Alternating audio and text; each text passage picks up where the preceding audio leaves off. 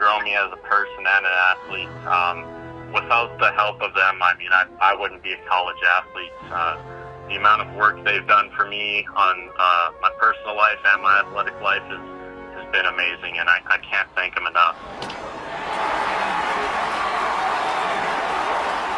Welcome to episode 247 of Alberta Dugout Stories, the podcast. I'm Joe McFarland. Welcome to October and the Major League Baseball postseason. It's a sure sign, though, that the local scene is slowing down a tad. There are still, however, some storylines we're watching. We'll start in MLB, where there are plenty of connections to Alberta. We talked last week about some of the players like Cody Funderburk, Andrew Kittredge, and Michael Soroka, but there are plenty of coaches with the 12 teams that used to play here when affiliations called our province home.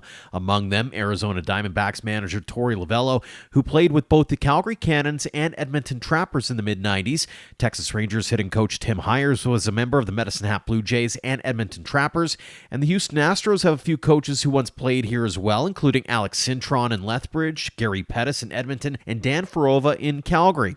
And of course, original Okotoks Dogs hurler and Calgary's own Jim Henderson is the bullpen coach with the Milwaukee Brewers. Just some added subplots for this MLB postseason. In other news, congratulations to a trio of familiar faces on heading to the Arizona Fall League. AHP Academy's Eric Sabrowski, Dogs Academy's Justin King, and Vauxhall Academy's Damiano Palmaggiani are continuing their pro journeys after solid minor league seasons this year. Looking forward to seeing how they perform on this stage. Congratulations as well to a quartet of Albertans on being named to Baseball Canada's junior national team Dominican Fall Instructional League Camp. Cochrane's Simon Baker, Innisfail's Nathan Flewelling, St. Albert's Eric Hartman, and Edmonton's Michael Yusufchuk are a part of the 31-athlete roster heading to the Dominican October 13th to 21st. Calgary's Chris Rietzma and Prairie Baseball Academy alum Dustin Mollican will also be coaches under skipper Greg Hamilton. Episode 241 guest Halen Noel is heading to the newly crowned champion of the Intercounty Baseball League. The reigning West Coast League Pitcher of the Year and Edmonton Riverhawks hurler will join the Welland Jackfish next summer after he spends the spring with the Edmonton Collegiate Hawks. And finally, congratulations to Okotoks Dogs Hall of Famer Terry McKaig on having his number 27 retired by the UBC Thunderbirds. He was the program's founder, getting it started in 1997-98, and was the program's head coach through 2015. McKaig went into the UBC Sports Hall of Fame last April. Speaking of the college game, that's where we'll start with this week's guests. Many Alberta athletes have headed south for fall ball at their respective U.S. college programs. Among them is Edmonton's Reece Hemmerling, who is coming off a strong freshman season, going 6-2 with a 4.77 ERA and 17 appearances at Barton Community College. He came back home this summer to go 0-1 with a 6.13 ERA and 6 relief appearances for the Edmonton Riverhawks. The 6-foot, 155-pound right-hander has turned heads with some of his showcase spin rates and other analytics, and as it turns out, he's a science guy and enjoys the student part of being a student athlete. Reece, thanks so much for joining us here on the podcast. Yeah, thanks for having me. How is it being back in school? Oh, it's great. I missed it down here. I'm taking a heavy course load, so it's a little bit of a grind right now, balancing that and baseball. We talked about that off air briefly. Give us the synopsis here on your course load and what you hope to be when you quote unquote grow up. Yeah, so right now I'm taking 17 credit hours, and that consists of trigonometry, basic nutrition, personal and community health, chemistry, and I can't even remember my last class I got. There's a lot of them, is what you're saying. And I think English is the one I forgot. Right. There's always that one that kind of takes you for a loop. And what's the end goal here? Like, if baseball doesn't work out, what are you hoping to get into? Yeah, so I'm getting my biology degree right now, and then, I've always been interested in the medical field, so I want to get into physiotherapy. Very cool. So walk us through the mindset. I know this is a baseball podcast, but it always fascinates me when athletes are doing exceptional things from a scholarly perspective. Where did your inspiration come from in wanting to chase this particular line of work? Ever since beginning of high school, I fell in love with like how the body works and all that type of stuff. So, I've been switching what I wanted to be throughout high school. Chiropractor came to mind, doctor came to mind, but I'm pretty set on physiotherapy right now, and it interests me a lot, and I know I'll enjoy it a lot if I get into that. Well, physiotherapy, there's not a very far jump between that and the athletic world. So let's get into that. You're at your sophomore year at Barton. Obviously, a lot of people don't realize that aside from the usual spring season, there's a whole bunch of work that goes into the fall. You've been taking part in showcases, that kind of thing, playing a few games as well. Walk us through the workload from a baseball perspective during the fall. Yeah, I mean, it's a lot within a short period of time. I mean, we're practicing 4 or 5 hours a day, and then we got showcases that we're traveling all around for, and it's a lot of work. I mean, we got to mix in some training in that too, and just trying to balance that with school is real tough right now. It's a grind, but I'm doing it pretty well right now. Well, I suppose you're probably pretty acclimatized to it as well, because this is your second season with Barton. You kind of went through the grind the first year. Take us back in time a little bit to last year and the season as a whole with Barton. What did you think of your overall performance and some of the trials and tribulations of what the year was like for you?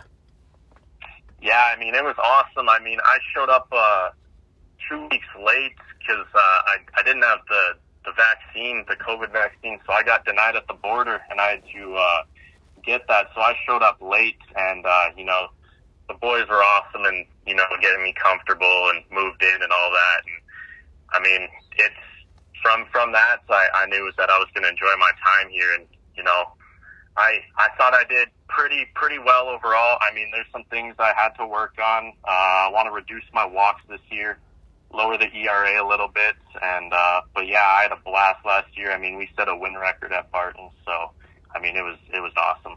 From a personal standpoint, how would you grade your overall performance, especially making that jump from high school to JUCO? I'll give myself an A minus. I did pretty good as a freshman. I came in throwing around 83, and I mean, by the spring season, I was throwing upper 8. So I mean, I grinded, and yeah, I mean, it went pretty well. But I want to be a lot better this year. What did you learn about yourself or learn about your abilities making that jump? I learned that it's not as easy as it was. But Taylor and Connor and Ethan, they all prepared me really well, and I knew I got the work ethic to compete in college baseball, so it was great.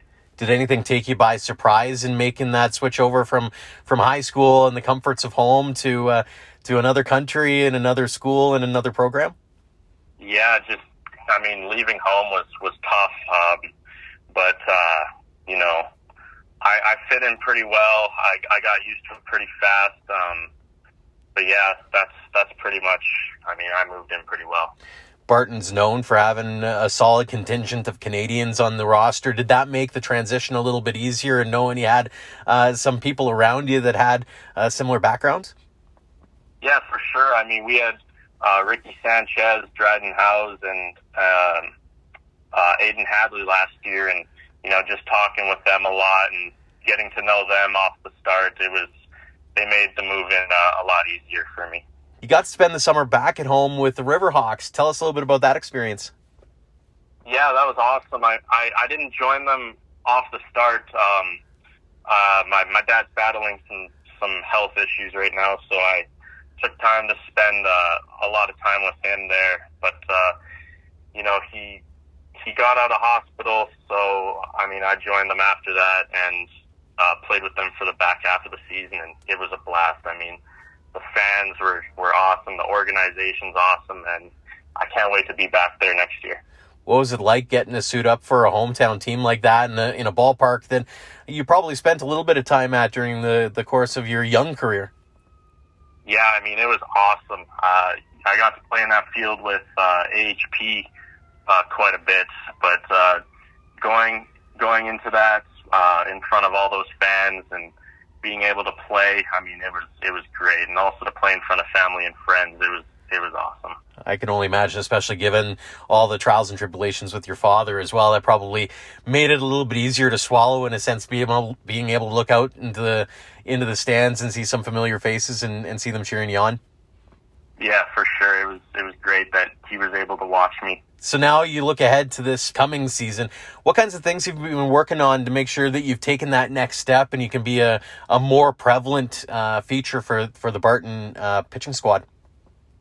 Yeah, so I've been talking with my pitching coach down here and Ethan back home, and I've been working on some mechanics changes, and I'm working on that, and staying closed more when I'm pitching. So hopefully that'll reduce a lot of my misses and bring my walks down, because that was my issue last year. I had a little too many walks, but other than that, that's pretty much the one thing I've been focusing on, and also getting a lot stronger and hopefully getting the velocity up into the low 90s.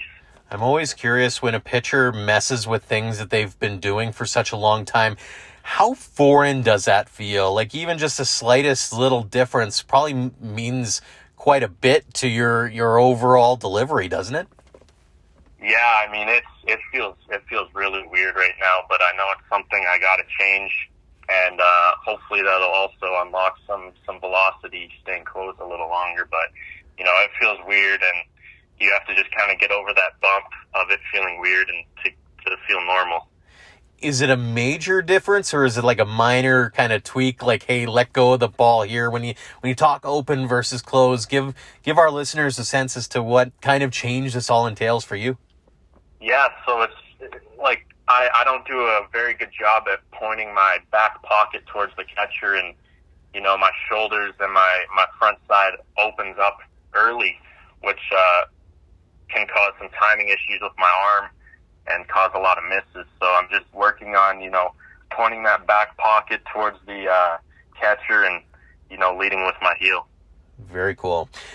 When it comes to the team expectation, you mentioned you've got a few freshmen in the lineup. You're still kind of ironing out some of the kinks this fall heading into next spring.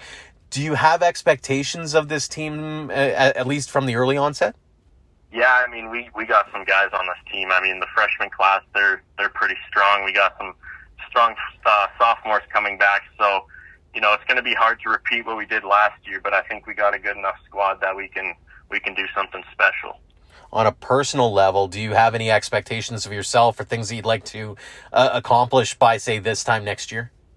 Yeah, so hopefully I want to win like All-American, and I want to try and win some personal accolades, and doing that, I mean, I just have to work and, stay consistent throughout the season. Let's go back in time a little bit here. You're an Edmonton area kid, raised in that area. What got you into baseball in the first place? It was actually my brother. I played hockey, and then, my brother, he was a good baseball player, and, he got me into it, but also my parents, they both played slow pitch, and they were both really competitive in that. So, it's always been in the family, and those are the three that really got me into baseball, and it got to the point where I enjoyed baseball a lot more and quit hockey. Was that a tough decision to make for you? Because everybody knows hockey's sort of number one in this country, and taking a shot at baseball is kind of almost like a foreign idea for some.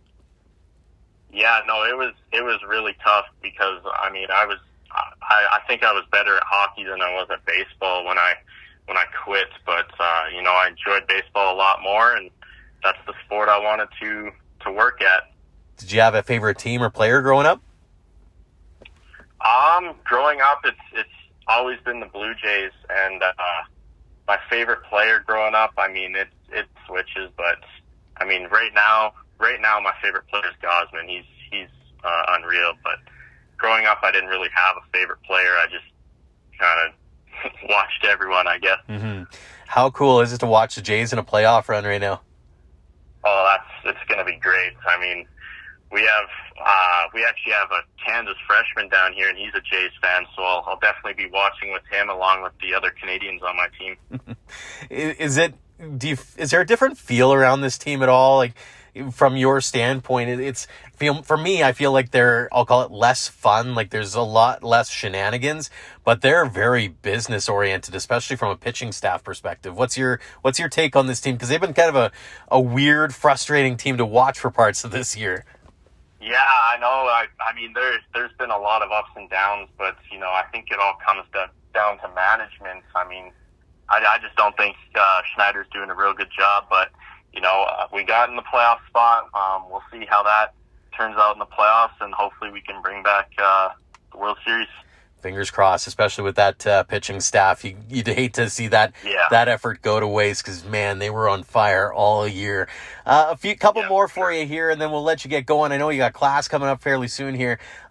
One in particular is that AHP. I mean, we've talked a little bit about Taylor and Ethan and their influence. What has that program meant to you, not just from a baseball perspective, but also from a life, human being perspective? Oh man, I mean they've grown me as a person and an athlete. Without the help of them, I mean I wouldn't be a college athlete.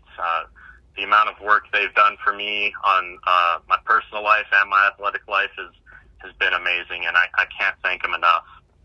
From that, obviously there are some youngsters who are beginning their journeys at AHP or at other places around Alberta, and they've got dreams of going to college or going, even further. They want to be the next Reece Hemmerling. What kinds of advice would you offer to them, pieces of wisdom that you've learned over the years to maybe impart upon them? Yeah, so growing up for me, I mean, I was always a small guy, so, it wasn't easy for me to make teams because of my height, and, it got to the point in my senior year, I almost quit baseball because I got cut from a team in the Edmonton area. But, I decided to try out for another team and made that team. And that was the best decision I made. And, I mean, the overall message is, I mean, no matter how hard it gets, just don't quit. Just keep going because it'll get better. Fantastic stuff, Reece. Well, final question for you. It's one we ask everyone. What does the game of baseball mean to you? Oh, it means everything. I mean, this is my life. I have hopes to go professional one day, and without baseball, I don't know where I'd be at right now. And it's great. It's been great to catch up with you and get to know a little bit more about your journey, Reece. Really appreciate the time. Congratulations on all the success you've had at this point. Continued success going forward at Barton and beyond. And again, thank you so much for joining us here on the podcast. Yeah, thank you very much for having me. I enjoyed it a lot. Next up is Charmayne Gervais. The Whitecourt area product has been a staple of the provincial program over the last few years and was a key member of this year's Women's National Championship team that took home bronze. The 20-year-old pitcher/infielder is a Baseball Alberta Award winner and a St. Albert Minor Baseball Association product. She also enjoys talking about growing the game, the family connections, especially being fortunate enough to play alongside her sister Cassidy. Charmayne, thank you so much for joining us here on the podcast. Yeah, thank you so much for having me. I never pass up an opportunity to talk about baseball. It's the biggest passion in my life for sure. Fantastic. Well, let's get started with it. I mean, what a summer for you and for the Baseball Alberta team. Let's start with that bronze at the Women's Nationals. Hindsight being 2020 in a few weeks to decompress, I suppose. What was that experience like for you? This year it was amazing. Like our team, we had like a completely new team. Like there's some returning players, of course, but a lot of new girls, right? Like from the younger age group. This year we really connected as a whole. Like I thought there'd be some loops and holes or whatever because there's younger girls and then the senior girls, right? But no, like we loved each other. Like we were really there for each other as well. Like I thought our energy was amazing, and we should have got gold, but didn't turn out that way. But next year, like we're totally ready for that next year. Everyone I've talked to so far has said that it was kind of a roller coaster. You had some big wins, and then some tough losses, big wins, tough losses. How were you able to weather that storm?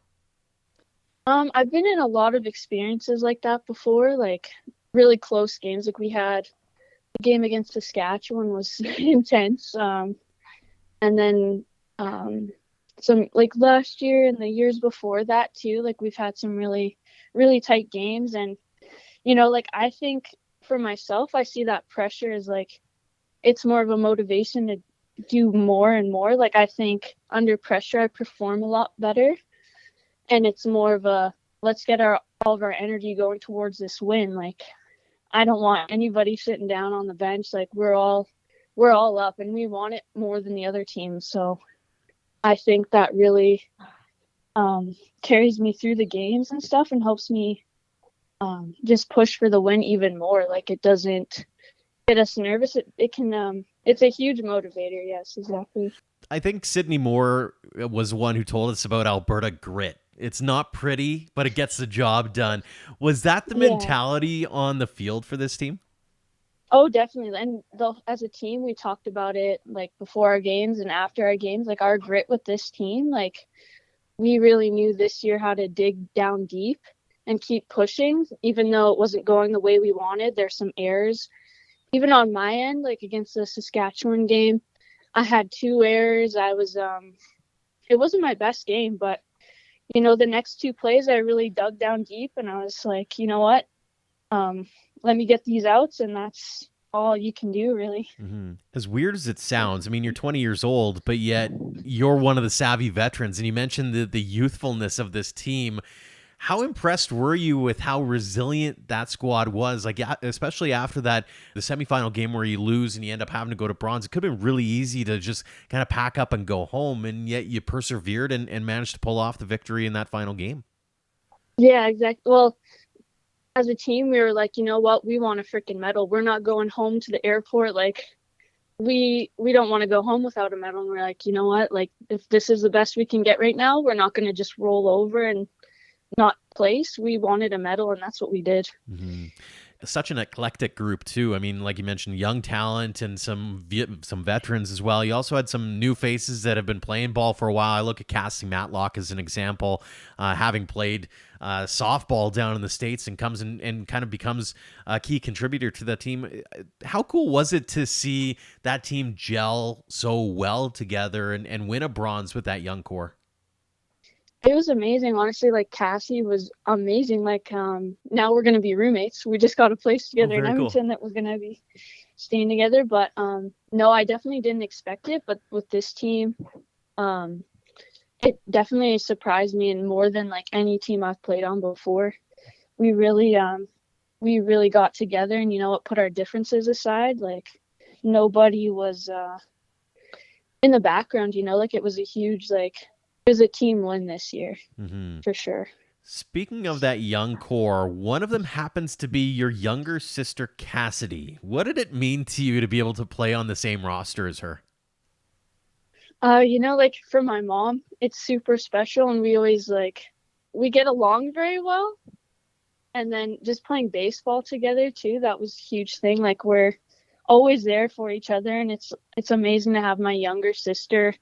And I'm so proud as a bigger sister as well to see her go out there and play her ass off. Like, she was amazing this year too. And I get emotional talking about it because it's like she's my baby sister, and just seeing her improve and develop the way she has, it really is really special to me. Very cool. Any favorite memories or moments from that tournament?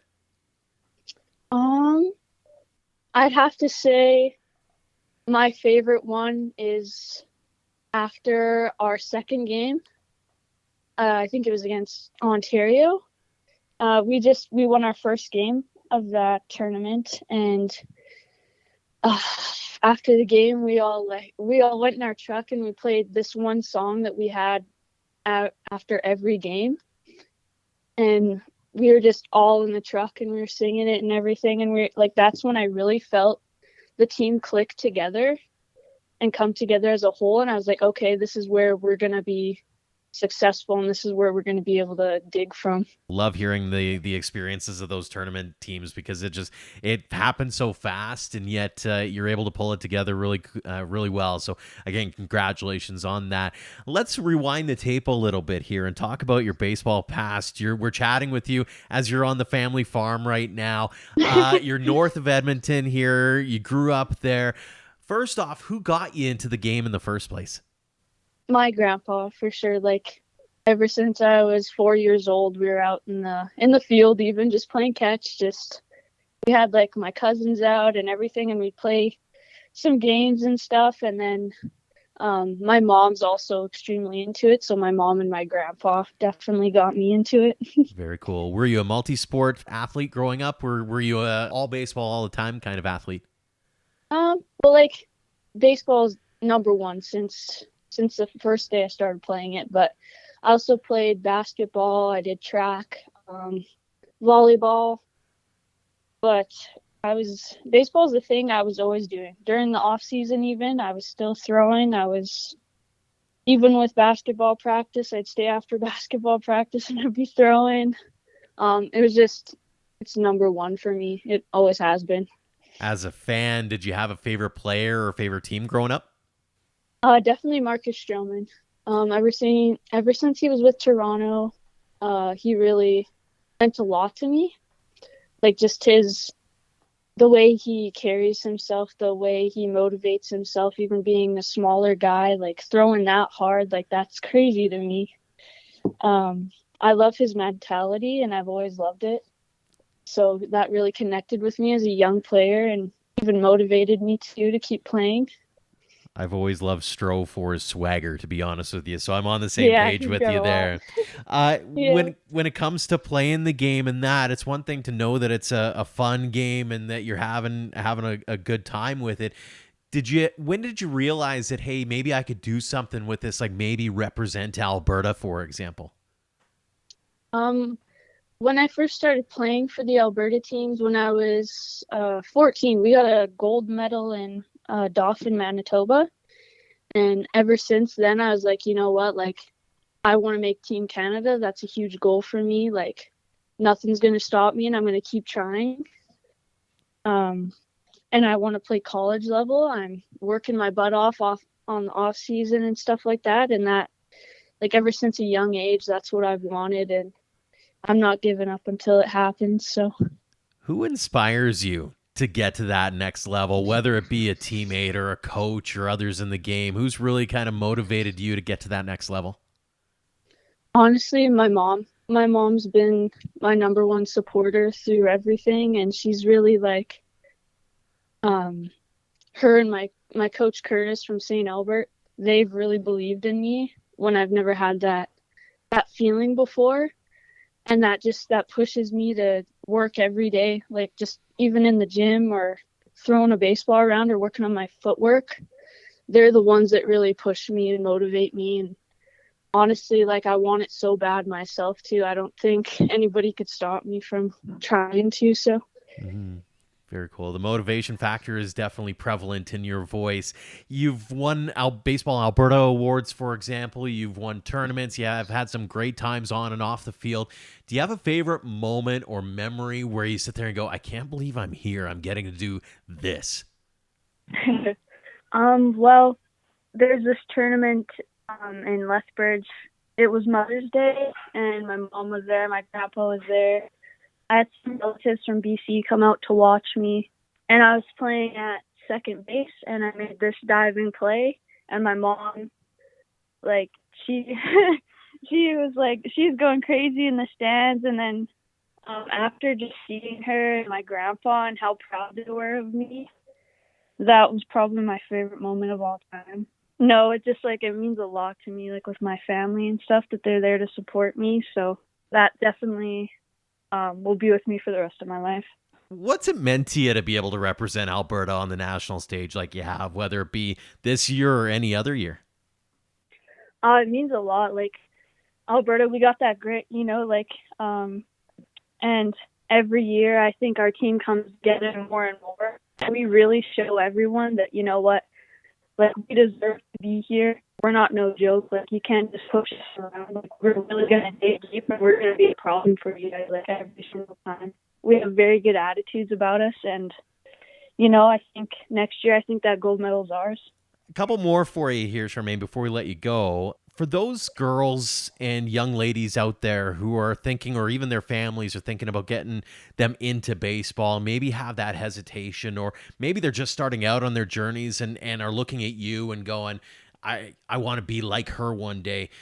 What kinds of advice would you offer to them to get them going and motivate them to play the game play the game they love? I'd say like no matter what anybody says, no matter if you don't have support from your coaches, if you don't have support from the guys on your team, from anyone, like just do it yourself. Like if you love that game, like I never give up on it. Like I've gone through so many people telling me I can't do it. I've been through a lot with that, but you know what, like, this is what I want to do. And if you're not with it, then that doesn't matter, because you got to have your own back sometimes too. You got to be strong enough to do what everybody says you can't do. And I've seen a lot of younger girls coming up too. Like, they're amazing. Like, I'm so proud that, like, there's girls that are really leading the way in the baseball world. And it's amazing to see the younger generation coming up and how resilient they are.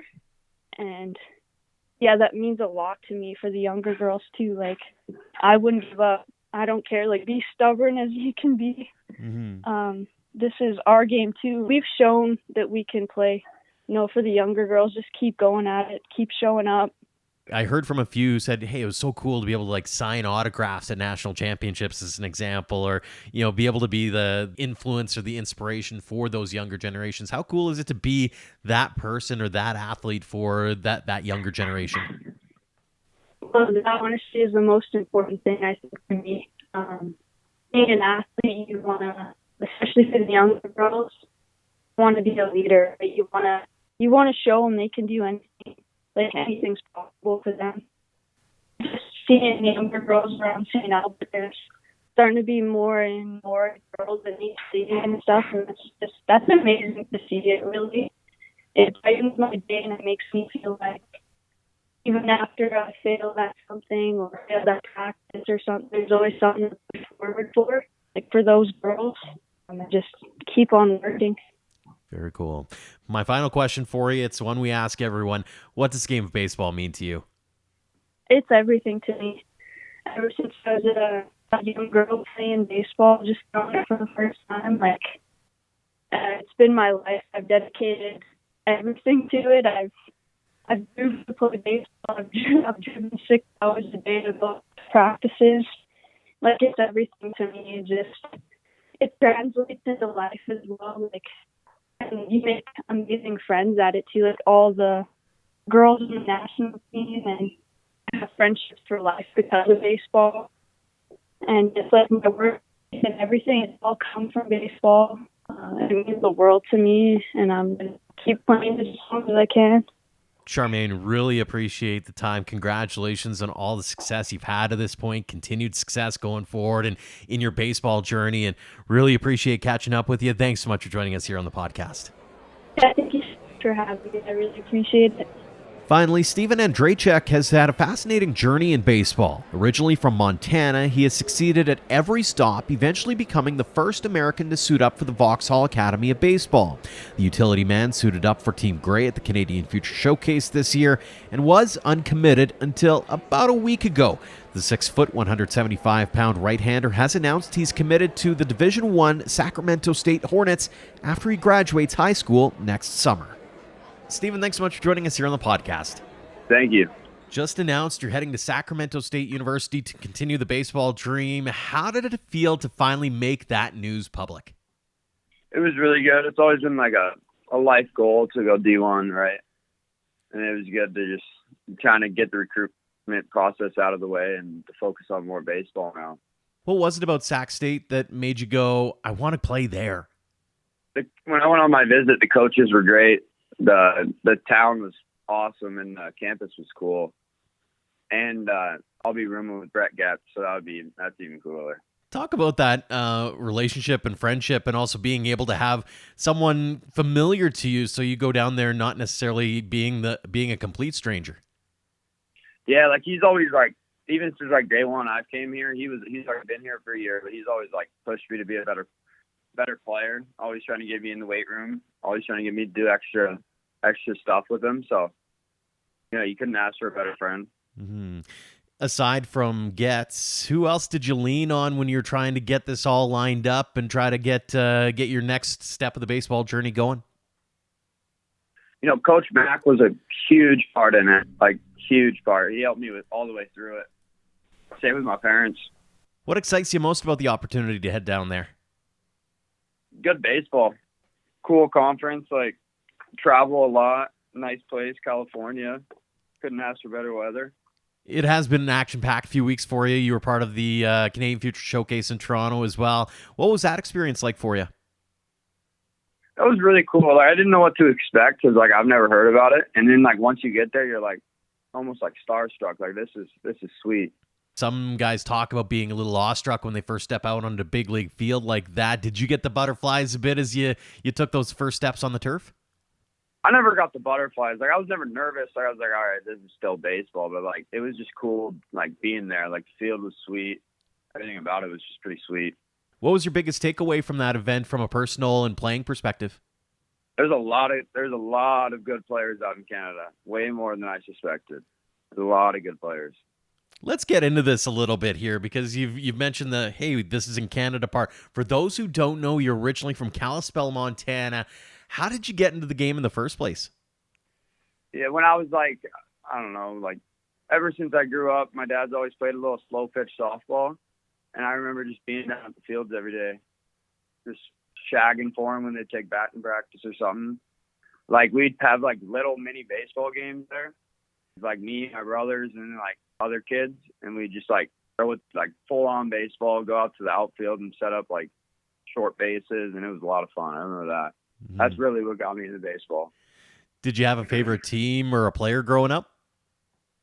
Yeah, I'm a Red Sox fan, and my favorite player was probably either David Ortiz or Dustin Pedroia. A couple of pretty good ones there. When did it click for you when you realized that it's more than just this fun game to play and that maybe you could go places with it?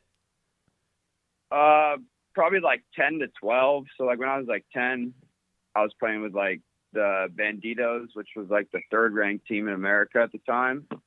And then like when I was 12, I made trials for the USA team. So I was like top 32 when I was 12. So to make USA team, I was just on the cusp. So that was probably when I was like, all right, I can do something with this. Very cool. And obviously, it took a bit of an interesting turn. We've alluded to it being the American, but you're the first American to suit up with Vauxhall Academy of Baseball. How did it end up that you ended up in Vauxhall to begin with?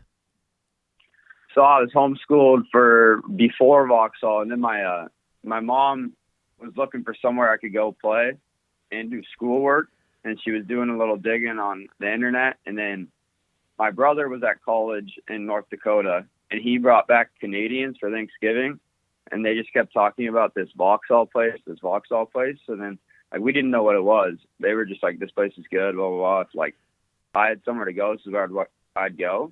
And then my mom looked it up, sent the email in, sent video, and next thing you know, I was here.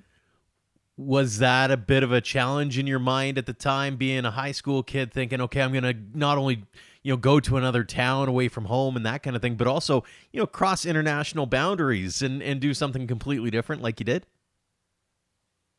Not really. Like, I mean, at the end of the day, it's just it's baseball. Looking back on it, I mean, you're still a part of it, obviously, for the next year or so, but what has that program meant to you in your development, not only as a ball player, but also as a human being? Oh, for sure. Like, we have a big saying here, better person, better player. And like, we're really hard on that. Like, you got to become a better person before you become a better player. They really stress the better person more than anything, I think, which is good. You've had a lot of opportunities over the course of your young career to play at a bunch of different levels and that kind of thing. But any favorite memories or moments on the field where you're like, I can't believe I get to do this? T12 was for sure one of them. At the Jays was one of them. The field was sweet. And then probably the USA games. Them were awesome.